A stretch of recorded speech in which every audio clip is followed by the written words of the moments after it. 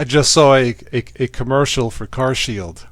I think the guy was from New York, I think, because he says, yeah, I just saved $4,000 in 1 year with Car Shield.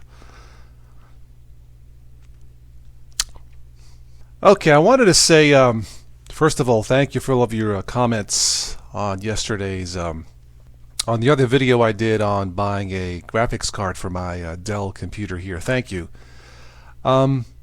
I made that decision because these display ports, both of them are knocked out. They're not working, which leads me to believe it's something in the motherboard. It's nothing in the BIOS. So some of you suggested, or at least one person had said, maybe buying the next graphics card above that one. That may be a better deal or something like that. The problem is I could, but the problem is I'd also would have to replace the power supply. This has the original Dell power supply. I forget, it's less than 300 watts, so you're not going to do a lot with graphics cards with a 300 watt power supply or less. However, with a low power, low profile graphics card, it's perfectly fine. And really what I needed is just something to get me back doing 1080p minimum uploads, and I think that card, which I think might be in tomorrow, I got an update from Amazon. It was supposed to be here on Monday, but it might be in tomorrow evening. At least that's the email that I got. So normally for what I do, I would not buy that kind of a card, but just so I have something, you know, to make this more reliable, just so I would feel more comfortable versus running the VGA cable through the motherboard, that's what I'm doing now.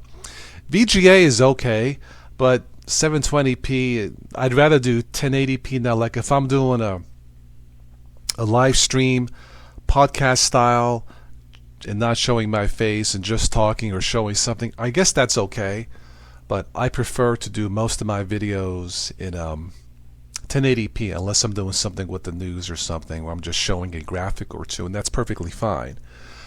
But that's the reason why I bought the low profile, low cost AMD graphics card on Amazon, just to have this get this up to working the way that I want to. Now when I'm ready, I'll probably buy another Dell or an HP, but this is one of those situations where, you know, both display ports have gone out. Now this was a refurbished computer, which I'm still quite happy with. So for today's topic, it's going to be new versus used versus refurbished. What should you buy?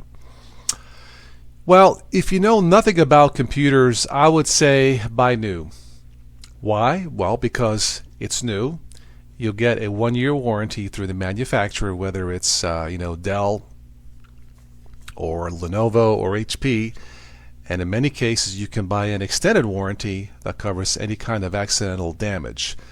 Probably more so, that might be more better for a laptop if you spill coffee on it or something, if you have kids and maybe one of your kids likes to grab things and throw it on the floor, if you have pets.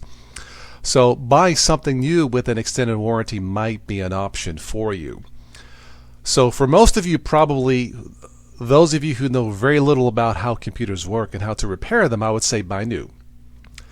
The option before that would be what I did, is to buy something that is refurbished. Okay, with refurbished computers like this, you will still get a warranty. It may not be for a full year. It may be 30 days, 90 days, or maybe a year too. That depends where you bought it. I have seen some that will give you a 1-year warranty, sometimes less though. Now, if you know how to repair them or have some knowledge, then maybe for many of you, a refurbished computer might be the way to go. The last option would be, of course, to buy used. Maybe you pick something off, a donation station, or the what's it called? Here in the States we have Goodwill stores. You pick up a used computer from there, or maybe a friend of yours gave you a used computer. Maybe it's not working, so he gave it to you free, and you can try to figure out what's wrong with it. Maybe it's just the power supply, and fix it yourself. So the last option would be used. But for those of you who know very little about computers, that's definitely not the option to buy a computer. One last thing, when buying new computers, if you're patient enough, sometimes you can find something with a reduced price or maybe something on clearance. For example, let's say there's a Lenovo PC that you've been looking at. It's normally $799, $800 down to $600. Maybe it's not a popular model. Maybe it's last year's model that nobody wants for whatever reason. It may not be exactly what you're looking for, but if it does the job, get on the web, play videos, play games, that may be the way to go, buy something new at a reduced cost as a last option. For most of you, I would say either new, or if you have a little bit of knowledge about computers, refurbished. The last option would be used for most mom and pops. So that's my advice as far as new versus refurbished versus used. So good shopping, and who knows, maybe you too can save $4,000 buying a refurbished computer.